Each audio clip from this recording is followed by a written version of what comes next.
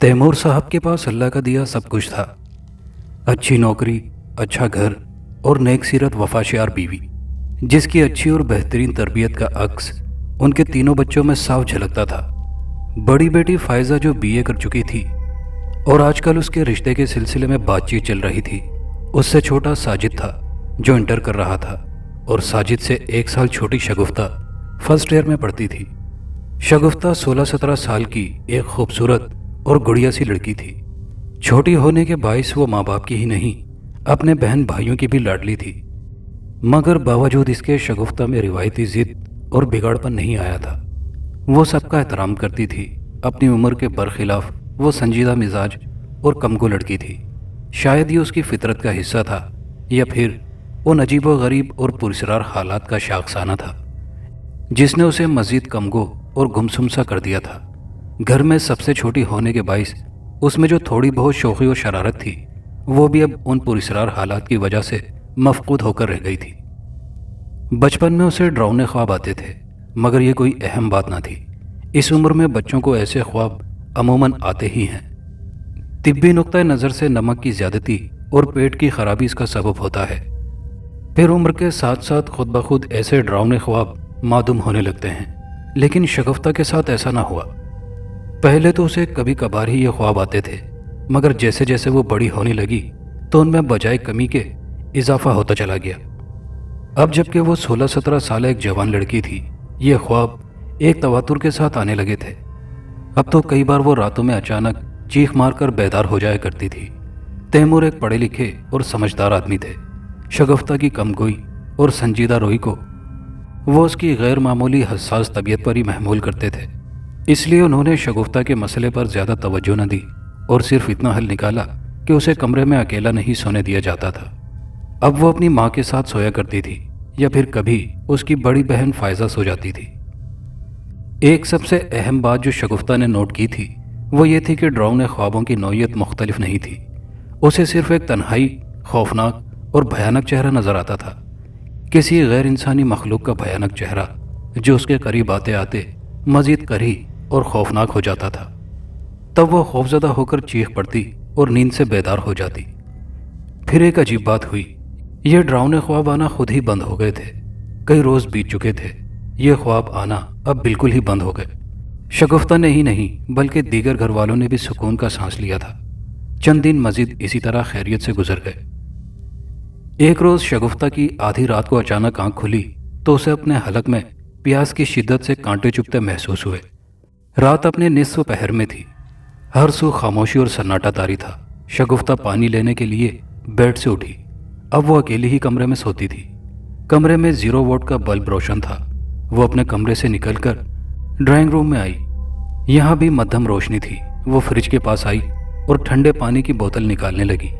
एक गिलास पानी पिया तो उसे हलक की चुभन में कमी महसूस हुई। फिर वो जैसे ही पलटी, अचानक उसे मध्यम रोशनी में एक मलगजी सा हेवला ड्राइंग रूम के दरमियान से होता हुआ बाहर की तरफ जाता नजर आया। शगुफ्ता बुरी तरह ठिठकी। पहले तो यही शुबा हुआ कि घर का कोई फर्द उसकी तरह पानी पीने उठा हो और अब वापस अपने कमरे की तरफ लौट रहा हो, लेकिन उसे तसल्ली न हुई। वो एकदम पलटी। वो मलगजी हेवला ड्राइंग रूम से निकलकर गायब हो गया था। शगुफ्ता मुख्तसर सी नीम तारीक राहदारी में खड़ी थी। दाएं जानिब उसकी अम्मी अब्बू की ख्वाबगाह थी और उसके बाद एक कमरा साजिद का था। दीवार के बाएं जानिब उसका और फायजा का कमरा था। शगुफ्ता को फिर वो पुरस्रार हेवला दिखाई न दिया। वो उसे अपना वहम समझकर अपने कमरे की तरफ बढ़ी और फिर जैसे ही दरवाजे के करीब पहुंची, अचानक वही हेवला निहायत तेजी के साथ खुले दरवाजे से निकला। शगुफ्ता के हलक से गैर इरादी तौर पर दबी दबी चीख निकल गई। वो हेवला उसके बिल्कुल करीब से गुजरा तो उसे एक सर्द झोंके का एहसास हुआ। गर्मी के बावजूद शगुफ्ता ठिठर गई। उसने अपनी कैफियत पर काबू पाया। वो एकदम पलटी तो हेवले को दोबारा ड्राइंग रूम की तरफ जाते देखा। शगुफ्ता ने माँ की हिदायत के मुताबिक दिल ही दिल में आयतुल कुर्सी और सूरह वन्नास का विर्द किया और उस पुरस्रार साए का ताक़ुब करने की बजाय अपने कमरे में दाखिल हो गई। वो जल्दी से दरवाज़ा बंद करके अपनी पुश्त उससे टिकाए खड़ी बुरी तरह हाँफने लगी। वो पसीने में शराबूर हो चुकी थी। چند ثانیے بعد اس نے گہرے گہرے سانس لے کر اپنے حواس بحال کیے اور لرزتے قدموں کے ساتھ بیڈ پر آ کر بیٹھ گئی اور اس پراسرار حیولے کے بارے میں سوچنے لگی۔ ابھی تھوڑی ہی دیر ہوئی تھی کہ دروازے پر باہر سے کسی نے ہلکی دستک دی۔ پھر رات کے سناٹے میں دروازے پر ہونے والی دستک بھی شگفتہ کو دھماکے سے کم نہ لگی۔ وہ بری طرح چونک پڑی، اس کا دل بری طرح دھک دھک کرنے لگا، پورا وجود خزاں رسیدہ پتے کی طرح کانپنے لگا۔ اس کے دروازے پر دوبارہ دستک ہوئی۔ اس بار یہ سوچ کر وہ ذرا ہمت کر کے بستر سے اٹھی کہ ہو سکتا ہے کہ دروازے پر آپی یا اماں ہوں، مگر پھر وہ دروازے کے قریب پہنچ کر ذرا تیز آواز میں بولی، کون ہے؟ اس کی آواز میں واضح طور پر لرزش تھی۔ دروازہ کھولو شگفتہ، میں ہوں تمہاری آپی۔ دوسری طرف سے اپنی بڑی بہن فائزہ کی آواز پر اس نے بے اختیار ایک سکون کی سانس لی اور جلدی سے دروازہ کھول دیا۔ دوسرے ہی لمحے دھک سے رہ گئی، وہاں کوئی بھی موجود نہ تھا۔ وہ لرز سی گئی، پھر ہمت کر کے آگے بڑھی اور دائیں بائیں ذرا جھانک کر دیکھا، راہداری ویران تھی۔ اس نے فوراً دروازہ بند کر لیا۔ اگلی صبح اس نے اپنے گھر والوں کو یہ بات بتائی تو کسی نے اس پر یقین نہ کیا۔ اسی شام کو 6 بجے کے قریب وہ اپنے کمرے میں بیٹھی پڑھ رہی تھی۔ تیمور ابھی تک دفتر سے نہیں لوٹے تھے۔ اماں اور فائزہ پڑوس میں گئی ہوئی تھی۔ گھر میں صرف شگفتہ اور ساجد تھے، جبکہ ساجد کا بھی ابھی ذرا دیر پہلے ایک دوست آیا تھا اور وہ ذرا دیر میں ہی لوٹنے کا کہہ کر اس کے ہمراہ چلا گیا تھا۔ اچانک باہر صحن میں کھٹکا ہوا۔ شگفتہ کتاب پڑھتے پڑھتے چونکی، پھر اچانک باہر صحن میں کسی کے سپڑ سپڑ قدموں کے چلنے کی آواز ابھری۔ پہلے تو وہ سمجھی کہ شاید ساجد آ گیا ہے، مگر پھر اسے خیال آیا کہ اس نے تو ساجد کے باہر جاتے ہی دروازے کو اندر سے کنڈی چڑھا دی تھی۔ ایک بار پھر اس کے دل کو انجانے خوف نے آ لیا، تاہم وہ ہمت کر کے اٹھی اور صحن میں آئی۔ شام کے سائے گہرے ہونے لگے تھے، صحن میں کوئی نہ تھا۔ دفتن کہیں قریب ہی میاؤں کی آواز ابھری۔ وہ بری طرح ٹھٹک کر آواز کی سمت پلٹی تو ایک سیاہ رنگ کی بلی اگلے دونوں پاؤں سکیڑے اس کی طرف مقناطیسی نظروں سے گھور رہی تھی۔ خوف کے باعث شگفتہ پر بری طرح جھنجھلاہٹ طاری ہو گئی۔ اس نے دانت پیس کر اپنی چپل اتار کر بلی کو دے ماری۔ بلی میاؤں کی آواز سے منڈیر پر چڑھ گئی اور باہر گلی میں چھلانگ لگا کر غائب ہو گئی۔ شگفتہ نے اپنی چپل پہنی اور جیسے ہی کمرے کی طرف جانے لگی، اچانک ایک آواز پر وہ ٹھٹک کر رکی۔ یہ آواز کسی نوعمر بچے کی تھی۔ وہ اپنے کورس کی نظم گنگنا رہا تھا۔ شگفتہ کو حیرت ہوئی۔ اس نے دیکھا بالکونی پر ایک 8-9 سالہ بچہ، جس کا منہ دوسری طرف تھا، بڑے معصومانہ انداز میں نظم گنگنا رہا تھا۔ شگفتہ اپنے گھر کی چھت پر ایک معصوم بچے کو دیکھ کر حیران سی رہ گئی۔ اے کون ہو تم؟ اس نے زور سے بچے کو پکارا۔ اس کی آواز پر بچے نے ایک دم گنگنانا بند کر دیا اور پھر دھیرے دھیرے وہ شگفتہ کی طرف پلٹا۔ وہ ایک معصوم صورت اور بہت پیارا سا بچہ تھا، لیکن شگفتہ نے دیکھا کہ اس کے چہرے پر ایسی تیز چمک تھی جیسے قریب سے اس کے چہرے پر کوئی روشنی پھینک رہا ہو۔ وہ بچہ شگفتہ کو دیکھ کر ہولے سے مسکرایا اور چھت کی منڈیر کے عقب میں غائب ہو گیا۔ شگفتہ دوڑتی ہوئی سیڑھیاں چڑھتی چھت پر جا پہنچی، مگر وہ پراسرار بچہ غائب تھا۔ شگفتہ دوبارہ نیچے آ گئی۔ ابھی وہ صحن میں ہی تھی کہ کال بیل بجی۔ وہ یہی سمجھی کہ ساجد ہوگا یا پھر اماں اور آپی۔ اس نے دروازہ کھول دیا۔ سامنے فائزہ کھڑی تھی۔ اس نے سفید سوٹ پہن رکھا تھا، چہرے پر عجیب سی ویرانی اور سپاٹ پن تھا۔ وہ پتھرائی ہوئی نظروں سے شگفتہ کو دیکھتی ہوئی اندر داخل ہوئی۔ ارے آپی، آپ اکیلے آ گئیں؟ اماں کہاں رہ گئیں؟ شگفتہ نے حیرت سے پوچھا۔ فائزہ نے عجیب لہجے میں جواباً کہا، وہ آ رہی ہیں۔ یہ کہہ کر وہ اپنے کمرے کی طرف بڑھ گئیں۔ شگفتہ نے الجھی ہوئی نظروں سے اپنی بہن کو کمرے کی طرف جاتے ہوئے دیکھا اور پھر دروازہ بند کر کے جیسے ہی وہ پلٹنے لگی، دروازے پر اچانک دستک ہوئی۔ شاید اماں آ گئیں۔ وہ ہولے سے بڑبڑائی اور لپک کر دروازہ کھولا تو اسے شدید حیرت کا جھٹکا لگا۔ دروازے پر اس کی ماں کھڑی تھی، مگر اس کے ہمراہ آپی فائزہ بھی کھڑی تھی۔ شگفتہ کا دل دھک سے رہ گیا۔ کیا ہوا شگو بیٹی، تم ایسا ہمیں کیا دیکھ رہی ہو؟ اس کی ماں نے قدرے چونک کر اس کی طرف دیکھتے ہوئے پوچھا۔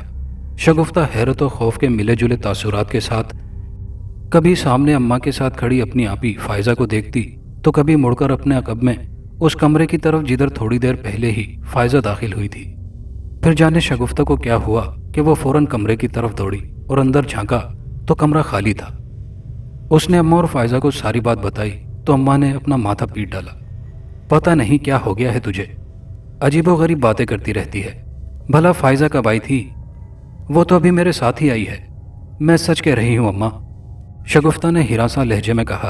अभी थोड़ी देर पहले तो आप ही आई थी और मुझसे कह रही थी कि ये छोड़ो बेटी, ईशा का वक्त होने वाला है, नमाज पढ़नी है। पता नहीं तुम क्या ऑल फुल बकती रहती हो, अम्मा ने झुंझलाकर उसकी बात काटते हुए कहा और वजू करने चली गई। आप ही मैं सच कह रही हूँ, अम्मा के जाते ही शगुफ्ता ने अपनी बड़ी बहन से कहा। बल्कि मैंने तो एक छोटा सा बच्चा भी देखा था, छत पर नज़म गुनगुना रहा था, फिर अचानक गायब हो गया। उसकी बात सुनकर फायजा जोर से हंस दी और बोली, लगता है तुमने खौफनाक कहानियां पढ़ना शुरू कर दी हैं या केबल पर कोई डरावनी फिल्म देख ली होगी। नहीं आपी, मैं सच कह रही हूँ, कल रात भी मैंने वाकई एक हेवला देखा था जो कभी एक कमरे की तरफ जाता था, कभी दूसरे में दाखिल होता था। अच्छा मेरी बन्नो, अब यह डरावनी फिल्म की कहानी मुझे सुनाकर मत डराओ, मेरा दिल पहले ही कमज़ोर है। फायजा ये कहती हुई अपने कमरे की तरफ बढ़ गई। शगुफ्ता बुरी तरह परेशान हो गई और झुंझलाकर गुस्से से बुड़बुड़ाई, कोई मेरी बात का यकीन नहीं कर रहा है। रात हुई मगर शगुफ्ता के अंदर का खौफ कम ना हुआ।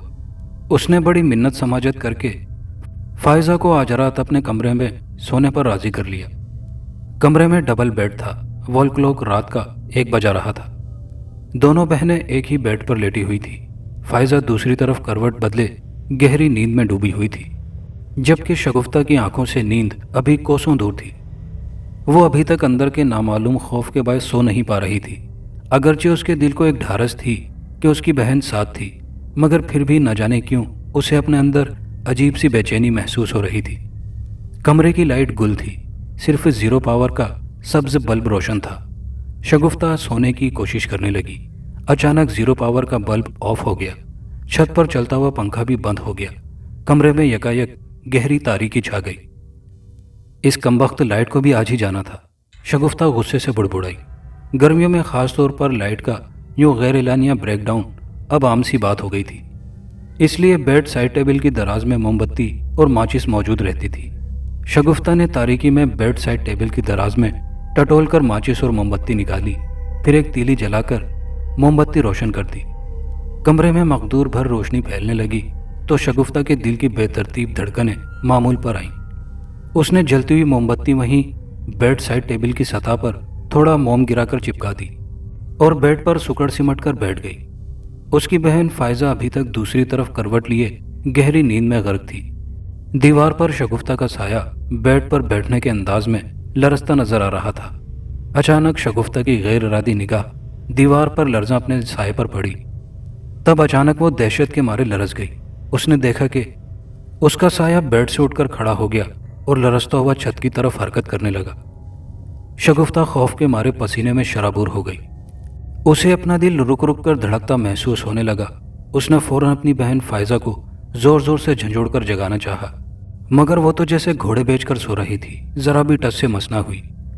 आप ही उठो, उठो आप ही, खुदा के लिए उठो। वो खौफ के मारे बेहाल होकर उसे पुकारने लगी। साथ ही उसकी दहशतज़दा नजरें अपने साए पर जमी हुई थी, जो अब उससे जुदा होकर कमरे की 4 दीवारी पर गर्दिश कर रहा था। फिर फायजा ने अजीब अंदाज में करवट बदली। शगुफ्ता की जान में जान आई, मगर जैसे ही उसने फायजा के चेहरे की तरफ देखा तो उसकी रूह तक खौफ से मुंजमद हो गई। उफ, उसका चेहरा किस कदर भयानक हो रहा था। ये वही करीह सूरत भयानक चेहरा था जो वो बचपन से ख्वाब में देखती आई थी। बगैर पपोटों के बड़ी बड़ी जलती हुई खौफनाक आंखें, अनगिनत दरारों पड़ा इंतहाई सियाह चेहरा, खिचड़ी से बाल होंठ गायब और गारनुमा दहाने से झांकते 2 नोकीले दांत, अंदर से 2 शाखा सुर्ख रंग की लपलपाती हुई जुबान। इससे कबल ये भयानक चेहरा वो अपने ख्वाबों में देखती आई थी जब उसे डरावने ख्वाब आते थे, मगर आज वो जागती आंखों से ये खौफनाक और भयानक चेहरा देख रही थी। शगुफ्ता जी जान से लरज उठी। अपनी बड़ी बहन फायजा के चेहरे पर यह भयानक चेहरा देखकर बेख्तियार उसने मारे खौफ और दहशत की चीखना चाहा, मगर जैसे हलक से चीखना तो दरकिनार एक मामूली सी सिसकारी भी बरामद न हो पा रही थी। पता नहीं ये जागती आंखों से हकीकत में उस भयानक चेहरे को इतने करीब से देखने की दहशत थी या पूरी सरारियत कि अब तो उसकी घिग्गी बंध गई थी। मगर दूसरे ही लम्हे उसने हिम्मत की और खुद को एकदम बेड से नीचे धकेल दिया। फायजा अपने भयानक चेहरे के साथ बिल्कुल मैकान के अंदाज में बेड पर उठकर बैठ गई थी। وہ بھیانک چہرہ اپنی بغیر پپوٹوں والی ابلتی ہوئی سرخ انگارہ آنکھوں سے اس کی طرف گھورنے لگا اور عجیب آواز میں غرانے لگا۔ خوف کے انتہائی احساس تلے شگفتہ پر ہسٹریائی دورہ پڑا اور اس نے آؤ دیکھا نہ تاؤ بیڈ سائڈ ٹیبل پر رکھا پانی کا شیشے والا جگ اٹھا کر اس کے بھیانک چہرے پر دے مارا۔ کمرے کے سناٹے دار ماحول میں ایک تیز چیخ ابھری اور شگفتہ بھی چلانے لگی۔ آنن فانن گھر کے دیگر افراد ان چیخوں کی آواز سن کر اندر داخل ہو گئے۔ تیمور نے سوئچ بورڈ ٹٹول کر بتی جلائی۔ کیا دیکھتے ہیں کہ شگفتہ کمرے کے وسط میں کھڑی بری طرح خوف سے کپکپا رہی تھی، جبکہ بیڈ پر بیٹھی ان کی بڑی بہن فائزہ تکلیف کے مارے چلا رہی تھی۔ اس کا پورا چہرہ لہو لہان ہو رہا تھا اور بیچاری چیخیں مار مار کر رو رہی تھی۔ شگفتہ بھی بہن کی اذیت ناکی پر اپنا خوف بھلا کر پریشان ہو گئی۔ پورے گھر میں کوہرام مچ گیا۔ شگفتہ نے انہیں ساری بات بتائی اور یہ بھی بتایا کہ شیشے کا جگ اس نے فائزہ کے چہرے پر دے مارا تھا۔ ہائے شگو کمبخت، یہ کیا کر دیا تو نے؟ اپنی بہن کو ہی مارے ڈال رہی ہے۔ اماں اسے کوسنے دے کر رونے لگی۔ تیمور اور ساجد فائزہ کی طرف سے پریشان اور فکر مند ہو گئے۔ رات کا وقت تھا اور اس وقت کسی ڈاکٹر کا ملنا محال تھا۔ اماں ابھی تک رو رو کر شگفتہ کو کوسنے دیے جا رہی تھی۔ اریو کمبخت، تو نے آدھی رات کو ہم پر یہ کیا وقت ڈال دیا؟ اب کیا ہوگا؟ ارے بیگم تم تو رونا دھونا بند کرو، مجھے سوچنے دو کچھ۔ تیمور نے جھنجھلا کر اپنی بیوی کو سرزنش کی، پھر ساجد سے بولے، بیٹا تم جلدی سے گاڑی نکالو، کسی پرائیویٹ میڈیکل سینٹر لے چلتے ہیں فائزہ کو۔ چنانچہ فائزہ کو اسی وقت کار میں ڈال کر ایک قریبی میڈیکل سینٹر لے جایا گیا۔ وہاں ایک نائٹ شفٹ ڈیوٹی پر موجود جونیئر ڈاکٹر نے فائزہ کو فرسٹ ایڈ دی، اس کے چہرے کے زخم صاف کیے، پھر ایک سینئر ڈاکٹر کو کال کی گئی۔ یوں فائزہ کی جان تو بچ گئی مگر اس کا چہرہ بری طرح زخمی ہو گیا تھا۔ میں کہتی ہوں اس لڑکی پر جن کا سایہ ہے، یہ سب کو ایک دن اسی طرح زخمی کر کے مار ڈالے گی، اسے کسی پیر فقیر کے پاس لے جائیں۔ شگفتہ کی ماں اپنے شوہر سے پرتشویش لہجے میں بولی۔ شگفتہ بیچاری ایک طرف کھڑی رو رہی تھی۔ تیمور نے بیوی سے کہا، بیگم یہ کیسی جاہلوں والی باتیں کر رہی ہو تم؟ یہ جن کا سایہ کیا ہوتا ہے؟ مجھے تو کوئی نفسیاتی معاملہ لگتا ہے۔ یہ کہہ کر وہ ایک طرف کھڑی سسکتی ہوئی شگفتہ کی طرف بڑھے اور بہت شفقت سے اس کے سر پر ہاتھ پھیرتے ہوئے پیار سے بولے، بیٹی تم رونا بند کرو، اس میں تمہارا کوئی قصور نہیں۔ کیا پھر کوئی ڈراؤنا خواب دیکھ لیا تھا؟ باپ کے پرشفقت رویے پر اسے ذرا حوصلہ ہوا اور وہ اپنے آنسوؤں پر قابو پاتے ہوئے بولی، ابو وہ ڈراؤنے خواب آنا تو مجھے کافی عرصہ ہوئے بند ہو گئے ہیں، لیکن وہ کچھ کہتے کہتے رک گئی۔ ہاں ہاں بیٹی بولو، آخر کیا ہوا تھا؟ تم نے فائزہ کو کیوں زخمی کیا تھا؟ تیمور نے پیار بھرے لہجے میں اس کے سر پر ہاتھ پھیرتے ہوئے پوچھا۔ شگفتہ کو ذرا حوصلہ ہوا۔ ابو میں نے آپ ہی کا چہرہ بدلتے دیکھا تھا، وہ بہت ڈراؤنا چہرہ تھا، میں نے خوف کے مارے شیشے کا جگ اس کے اوپر دے مارا، مگر مجھے کیا معلوم تھا کہ آپ ہی۔ وہ بیچاری مارے ندامت اور دکھ کے اپنا جملہ پورا نہ کر سکی اور پھر رو پڑی۔ تیمور کسی گہری سوچ میں غرق ہو گئے۔ وہ سمجھ گئے تھے کہ ان کی بیٹی ایک خطرناک نفسیاتی مرض کا شکار ہو چکی ہے جو دوسروں کے لیے بھی جان لیوا ثابت ہو سکتا ہے۔ چنانچہ ایک روز وہ شگفتہ کو لے کر اپنے کسی دوست کے مشورے سے بتائے ہوئے نام پتے پر ایک نفسیاتی ڈاکٹر رحمت علی کے کلینک پہنچے۔ رحمت علی خان ایک معروف سائیکائٹرسٹ تھے۔ ان کی عمر 50-55 کے لگ بھگ تھی۔ انہوں نے شگفتہ کا بغور معائنہ کیا، پھر تیمور سے مفصل ہسٹری دریافت کرنے کے بعد وہ شگفتہ کی طرف متوجہ ہوئے اور مسکرا کر اس سے پوچھا، بیٹی کیا تم میٹھا بہت شوق سے کھاتی ہو؟ شگفتہ نے نفی میں سر ہلا دیا۔ کیا نمک اور کھٹائی؟ اس کا بھی مجھے کبھی شوق نہیں رہا، بس سو ڈاکٹر رحمت علی نے ایک پرسوچ ہنکاری لی، پھر مزید اس سے تھوڑی سی تفصیل سی بات کرنے کے بعد تیمور صاحب کی طرف متوجہ ہوئے۔ بہت سیدھا سادہ کیس ہے، پریشان ہونے کی ضرورت نہیں، میں چند دوائیں تجویز کیے دے رہا ہوں، لیکن نفسیاتی علاج میں یہ دوائیاں خاصے طویل عرصے تک کھانی پڑتی ہیں، کم از کم 6 ماہ اور زیادہ سے زیادہ 1 سال۔ پھر دواؤں کو ایک دم بھی موقوف نہیں کرنا ہوگا، دھیرے دھیرے کم کرتے ہوئے آخر میں صرف 1 ٹیبلٹ روزانہ۔ بہتر ڈاکٹر صاحب، میں سمجھ گیا، تیمور نے کہا، پھر پوچھا، ڈاکٹر صاحب آخر یہ معاملہ کیا ہے؟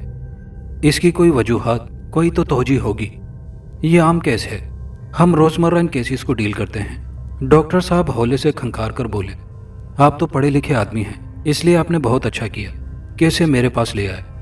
عموماً لوگ اس قسم کے نفسیاتی مریضوں کو کسی جن بھوت اور آسیب کا چکر سمجھ کر تعویذ گھنٹوں میں پڑ جاتے ہیں، پھر نام نہاد پیروں فقیروں کے رحم و کرم پر مریض کو چھوڑ دیتے ہیں، جو بہت نقصان دہ ثابت ہو سکتا ہے۔ آپ کی بیٹی کے ساتھ معاملہ مینیا کا ہے، مگر ڈاکٹر صاحب اس کی کوئی سائنسی توجیہ تو ہونی چاہیے، تیمور صاحب نے الجھ کر پوچھا۔ ڈاکٹر رحمت علی اپنے سر کو ہولے سے اثباتی جنبش دیتے ہوئے بولے، ہاں، در حقیقت بچی کے لاشعور میں ایک نامعلوم سا خوف جاگزی ہے، جو بعض مخصوص حالتوں میں لمحہ بھر کو حقیقی جھلک دکھا کر محو ہو جاتا ہے۔ بہت مہربانی ڈاکٹر صاحب، میں تو پہلے ہی سمجھ گیا تھا کہ یہ نفسیاتی معاملہ ہی ہوگا، بھلا آج کل کے دور میں جن بھوتوں کو کون تسلیم کرتا ہے؟ تیمور صاحب نے کہا اور پھر شگفتہ کو لے کر گھر آ گئے۔ آپ یہ ڈاکٹروں کے چکر میں کیوں پڑ گئے ہیں؟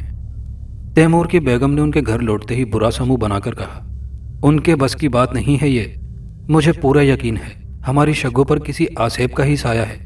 میں کہتی ہوں کسی اللہ والے بندے کو دکھائیں اپنی شگوں کو۔ بیوی کی بات سن کر تیمور مسکرا کر بولے، بھائی اللہ کے تو سبھی بندے ہیں، میں پرہیزگار لوگوں کی بات کر رہی ہوں۔ کون پارسائی کا دعویٰ کرتا ہے، اور اگر کوئی کرتا بھی ہے تو کیا ضروری ہے کہ وہ پارسا ہو؟ آپ تو بحث ہی کیے جائیں۔ ان کی بیگم چڑھ کر بولی، میرا مطلب تھا کہ کسی پہنچے ہوئے پیر فقیر کو دکھائیں، اللہ کے کلام میں بڑی طاقت ہوتی ہے، اس میں واقعی شک نہیں، اس کا فضل ہو تو کیا نہیں ہو سکتا، میں سوچوں گا، تیمور نے کہا۔ پھر بڑی بیٹی فائزہ کی خیریت کے بارے میں پوچھا، فائزہ بیٹی کیسی ہے اب؟ کیا اس کے چہرے کا زخم ٹھیک ہو رہا ہے؟ یوں تو ٹھیک ہے وہ، مگر زخم کے نشانات کی وجہ سے چہرہ بگڑ سا گیا ہے، بیچاری روتی رہتی ہے، اس کے رشتے کی بات بھی چل رہی ہے۔ اسلم صاحب اور ان کی بیگم اپنے بیٹے کے ساتھ آنے والے تھے، میں خود پریشان ہوں، آخر فائزہ نشان زدہ چہرے کے ساتھ کس طرح ان کا سامنا کرے گی؟ یہ کوئی ایسی بڑی بات نہیں بیگم، تم اس کی فکر نہ کرو، اور فائزہ بیٹی کو بھی تسلی دو، وہ بولے۔ یہ بھی خوب کہی آپ نے، بیٹیاں تو کانچ کا برتن ہوتی ہیں، ادھر ذرا سی خراش پڑی ادھر مول کم ہوا، ان کی بیگم نے روایتی مکالمہ دہرایا۔ ہماری بیٹی انسان ہے، کانچ کا برتن نہیں، تم صرف اللہ پر بھروسہ کرو، وہی سب کا مشکل کشا ہے۔ ہاں، اب تو بس اللہ تعالیٰ کا ہی آسرا ہے، وہ ہمارے حال پر رحم فرمائے، بیگم تیمور نے دعائیا لہجے میں ہاتھ اٹھا کر کہا۔ چند روز خیریت سے گزر گئے، شگفتہ ڈاکٹر رحمت علی کی تجویز کردہ دوائیں باقاعدگی سے استعمال کر رہی تھی۔ ان گولیوں میں ایک گولی نیند کی بھی تھی، جو بستر پر جانے سے آدھا گھنٹہ پہلے پانی کے ساتھ نگل لیتی تھی۔ اسے صرف یہی ایک گولی فائدے والی لگتی تھی، جسے کھا کر وہ گہری نیند میں ڈوب جاتی تھی، ورنہ تو بیتے ہوئے خوفناک حالات اور پراسرار واقعات کی گردان اس کے دل و دماغ میں رات گئے تک ہوتی رہتی تھی، اور یوں وہ ساری رات آنکھوں میں گزار دیتی تھی۔ ادھر مقررہ دن لڑکے والے آئے، بیچاری فائزہ نے دل پر پتھر رکھ کر کن مشکلوں سے نشان زدہ چہرے کے ساتھ ان کا سامنا کیا تھا، یہ اس کا دل ہی جانتا تھا۔ جلدی دواؤں کی قیمتیں ویسے ہی آسمان چھو رہی ہوتی ہیں، فائزہ نے بھی اپنے چہرے کے نشانات مٹانے کے لیے ایک سی ایک مہنگی ٹیوب، لوشن اور دوائیں استعمال کی، تب کہیں جا کر چہرے کے نشانات میں کچھ کمی آئی تھی، لیکن پھر بھی وہ پوری طرح غائب نہیں ہوئے تھے۔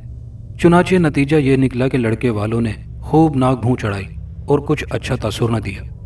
بیگم تیمور پہلے سے زیادہ متوحش ہو گئیں، فائزہ کے دل کو بھی دھچکا پہنچا تھا، دکھ شگفتہ کو بھی تھا، وہ اس کا ذمہ دار خود کو سمجھتی تھی۔ البتہ تیمور صاحب کی پیشانی پر ذرا بھی تفکر کی لکیر نہ ابھری تھی، ان کا خیال تھا کہ جوڑے آسمانوں پر بنتے ہیں۔ اچھا ہوا جو لڑکے والوں نے ابھی سے اپنی تنگ نظری کا مظاہرہ کرتے ہوئے ایک عارضی عیب پر رشتے سے ہی انکار کر ڈالا تھا۔ پھر اسی طرح 2-3 رشتے اور آئے، انہوں نے بھی فائزہ کا نشان زدہ چہرہ دیکھ کر صاف انکار کر دیا تھا۔ چہرے کا نشان معمولی بات تو نہیں ہوتا، اور وہ بھی ایک جوان اور کنواری لڑکی کا چہرہ۔ کچھ نشان فائزہ کے چہرے کی جلد کا جیسے حصہ بن چکے تھے، جن کے بارے میں تیمور کا خیال تھا کہ یہ عارضی ہیں اور وقت کے ساتھ ساتھ خود ہی بھر جائیں گے، لیکن ایسا نہ ہوا تو تیمور صاحب کو بھی پریشانی نے آ لیا۔ انہوں نے شہر کے ایک سے ایک اچھے اسکن اسپیشلسٹ کو دکھایا، حتیٰ کہ بیوٹیشن ایکسپرٹ کے پاس بھی فائزہ کو لے کر گئے، مگر چہرے کے نشان جوں کے توں رہے۔ یوں ہنستے بستے گھر کی فضا سوگوار ہو گئی۔ جب پریشانی اور مصیبت گھر کرتی ہے تو انسانی رویوں میں فرق آنے لگتا ہے۔ اماں تو شگفتہ کو کوستی ہی رہتی تھی، اب فائزہ کے احساس محرومی نے بھی چھوٹی بہن شگفتہ کے لیے دل میں ماندانہ جذبات کو پروان چڑھایا۔ यूं शगुफ्ता बेचारी घर में दबी दबी रहने लगी। वो अब मजीद चुप चुप सी रहने लगी। चंद रोज बाद फिर वो पुरस्रार हालात का शिकार हो गई। एक रोज उसने सहन में किसी गैर इंसानी मखलूक के बड़े बड़े कीचड़ज़दा पैरों के बदहैयत निशान देखे। रात को सोते वक्त उसे सहन में किसी के गुनगुनाने की आवाज़ें सुनाई देती। वो अब किसी से इसका जिक्र न करती और अंदर ही अंदर घुटती रहती। अब उसके साथ कमरे में कोई नहीं सोता था और ना ही अब वो किसी को अपने साथ सुलाने के लिए कहती थी। एक रात बिला किसी वजह के उसका दिल खौफ ने जकड़ लिया। उसके दिल की धड़कनें अचानक इस कदर तेज हो गईं कि उसकी धमक उसे अपनी साएं साएं करती कनपट्टियों पर सुनाई देने लगी। मजबूर होकर वो माँ के कमरे में गई और पास सोने को कहा तो माँ ने चिढ़कर कहा, अब क्या मुझे मारेगी? अपनी बहन का तो सत्यानाश कर दिया तूने। शगुफ्ता बेचारी अपना सा मुंह लेकर वापस कमरे में आ गई। अब वो थी और उसका खामोश और वीरान तारीकी में डूबा हुआ कमरा। वो बेचारी डरी सहमी बेड पर सुकड़ सिमट कर बैठ गई और सरासीमा निगाहों से दरों दीवारों को तकने लगी। उसने कमरे की लाइट रोशन कर रखी थी, फिर भी उसे एक अनजाने खौफ ने घेर रखा था। उसने नींद की एक गोली खा ली थी और तंग आकर दूसरी भी निकाल कर मुंह में डाली तो अचानक उसे जुबान पर यूं महसूस हुआ जैसे कोई कीड़ा रिंग रहा हो। उसने फौरन उसे थूक दिया। एक सियाह रंग का चूंटा नुमा कीड़ा उसके मुंह से निकलकर कमरे के वस्त में बिछी दरी पर जा पड़ा। शगुफ्ता को बुरी तरह कराहियत महसूस होने लगी। वो हैरान थी कि उसने तो नींद की गोली जुबान पर रखी थी, ये कीड़ा उसके मुंह में कहाँ से आ गया था। फिर अचानक ही उसने देखा कि दरी पर पड़ा हुआ कीड़ा दायरे की सूरत में रिंगने लगा। फिर देखते ही देखते उसका हुजूम बढ़ने लगा, हत्ता कि वो इतना बड़ा और कवीउल हफ्सा हो गया कि उसकी बड़ी बड़ी उभरी हुई 3 आंखें वाज़े तौर पर उसे घूरती हुई महसूस होने लगी। चूंटे की 8 बड़ी बड़ी टांगों में बालों की हल्की हल्की रुवेदगी भी नजर आ रही थी। उसका सर बड़ा होकर मटके की तरह हो गया था जिसे वो दाएं बाएं हरकत दे रहा था। शगुफ्ता दहशत के मारे बुरी तरह कांपने लगी। उसका सारा लहू जैसे मुंजमद हो गया था, हलक से आवाज तक बरामद नहीं हो रही थी। उसके साथ ऐसा ही होता था जब भी वो ऐसे खौफनाक मनाजिर का नज़ारा करती थी तो जैसे उसकी कुव्वत गोयाई सल्ब होकर रह जाती थी। फिर उसने ज़रा हिम्मत की और बेड से उठकर दरवाजे की तरफ दौड़ी। कवीउल हफ्सा चूंटे ने उसकी तरफ हरकत की, मगर शगुफ्ता कमरे का दरवाज़ा खोलकर बाहर की तरफ भागी तो सामने उसका भाई साजिद खड़ा था। भाई को देखकर वो उससे लिपट गई। क्या हुआ शग्गो, तू इतनी खौफजदा क्यों हो गई है? साजिद ने उससे पूछा। साजिद, वो अंदर मेरे कमरे में। शगुफ्ता की जुबान खौफ से लड़खड़ा गई थी। क्या है तुम्हारे कमरे में? आओ मेरे साथ, साजिद ने उससे कहा और फिर दोनों बहन भाई कमरे की तरफ बढ़े तो अचानक शगुफ्ता ने उस बदहैयत कवीउल हफ्सा कीड़े को कमरे के दरवाजे से बाहर रेंगते हुए निकलते देखा। वो देखो साजिद, शगुफ्ता ने सामने इशारा करते हुए कपकपाते लहजे में भाई से कहा। उसका ख्याल था कि साजिद भी उस भयानक चूंटे को देखकर डर जाएगा, मगर साजिद ने अजीब से अंदाज में कहकहा लगाकर सरसराते लहजे में शगुफ्ता से कहा, यह तो मेरा दोस्त है, ये इंसानी गोश्त बहुत शौक से। शगुफ्ता ने जो अपने भाई की बात सुनी तो खौफ से लरज गई। फिर उसने चौंक कर उसके चेहरे की तरफ देखा और खौफ से चीख पड़ी। उसका चेहरा 1000 वोट के बल्ब की तरह रोशन था और आंखें उसकी फटी फटी थी, जबकि होंठों पर अजीब पुरस्रार मुस्कुराहट थी। अपने भाई की बदलती हुई अजीबोगरीब और खौफनाक शक्ल देखकर शगुफ्ता हिस्टीरियाई अंदाज में चीखती हुई सीधे अपने बाप के कमरे की तरफ दौड़ी। अचानक सारे कमरों के दरवाजे खुल गए और शगुफ्ता ठिठक कर रुक गई। क्या देखती है कि उसके अब्बू, अम्मी और फायजा अपने कमरों से निकलकर उसकी तरफ अजीब मैकान के अंदाज में बढ़े चले आ रहे थे। उन सब की हैयत मजमूई साजिद जैसी ही थी, पथराई हुई आंखें, सर्द महर और जज्बात से आरी चेहरे। अलबत्ता होंठों पर बड़ी अजीब सी इसरार भरी मुस्कुराहट थी। शगुफ्ता की रूह तक खौफ से लरज उठी। अपने घर वालों को ऐसी अजीबोगरीब हालत में देखकर शगुफ्ता जोर जोर से रोने लगी। अम्मी, अब्बू, भाई, आप लोगों को क्या हो गया है? क्या हो गया है आप लोगों को? ओह मेरे खुदा, ये क्या हो रहा है मेरे साथ? वो रो रो कर चीखने लगी और फिर बाहर की तरफ भागी। तारीख सहन में आकर वो किसी चीज से ठोकर खाकर गिरी। आसमान पर टिके आखिरी तारीखों के चांद की मध्यम रोशनी में उसने अपने अकब में कहकहों की बाज़गश्त सुनी। उसने पक्के फर्श पर लेटे लेटे अकब में गर्दन मोड़कर देखा तो सब घर वाले उसी तरह अजीबोगरीब कैफियत के साथ उसकी तरफ मैकान के अंदाज में बढ़ रहे थे और उसे बुला रहे थे। उन सबके चेहरों के नकूश बिगड़ गए थे। किसी की एक आंख फूट गई थी, तो किसी की जुबान बाहर को लंबी होकर झूल रही थी। शगुफ्ता पर भी जैसे हिस्टेरियाई दौरा पड़ चुका था। उसने सहन में रखा वाइपर उठा लिया और उन्हें मारने को लपकी। शगो, शगो होश करो, क्या हो गया है तुम्हें? क्यों हमें मार रही हो? फाइजा ने चिल्लाकर कहा। मगर शगुफ्ता पर तो खौफ के मारे हिस्टेरियाई जुनून का दौरा पड़ चुका था। मैं तुम सबको मार डालूंगी, तुम लोग मेरे दुश्मन हो, मुझे जान से मार दोगे। वो ये कहते कहते बेदम सी होकर गिरने लगी तो बाप ने उसे आगे बढ़कर गिरने से पहले ही थाम लिया। उसे जब होश आया तो सुबह हो चुकी थी। उसके घर के सारे फर्द मौजूद थे, मगर इस तरह की किसी की नाक सूजी थी तो किसी का चेहरा जख्मी था। तैमूर शगुफ्ता के सरहाने बैठे थे और प्यार भरे अंदाज में उसके बालों में उंगलियां फेर रहे थे। शग्गो बेटी, अब कैसी हो तुम? ये तुम्हें क्या हो गया था? बाप ने मुलायमत आमेजी से पूछा तो शगुफ्ता बेख्तियार हो पड़ी। शग्गो के अब्बा, मैं तो कहती हूँ ये डॉक्टरों वॉक्टरों के चक्कर में ना पड़ो। इस पर किसी जिन का साया लगता है। इसे किसी अल्लाह वाले बंदे को दिखाओ और दम करवाओ, वरना एक दिन ये हम सबको मार डालेगी। तैमूर की बीवी ने अपने शौहर से कहा। तैमूर भी तंग आ गए थे, मगर वो अब भी इस बात से मुत्तफिक न थे कि ये किसी आसेब का चक्कर है। ताहम वो उसी वक्त शगुफ्ता को कार में बिठाकर उसी माहिर नफ्सियात डॉक्टर रहमत अली खान के क्लिनिक जा पहुंचे और उन्हें सारी बात बताई। उसने बगौर तैमूर साहब की जुबानी सारी बात सुनी, फिर बुड़बुड़ाने के अंदाज में बोले, लगता है अब मुझे तहलील नफ्सी से काम लेना पड़ेगा।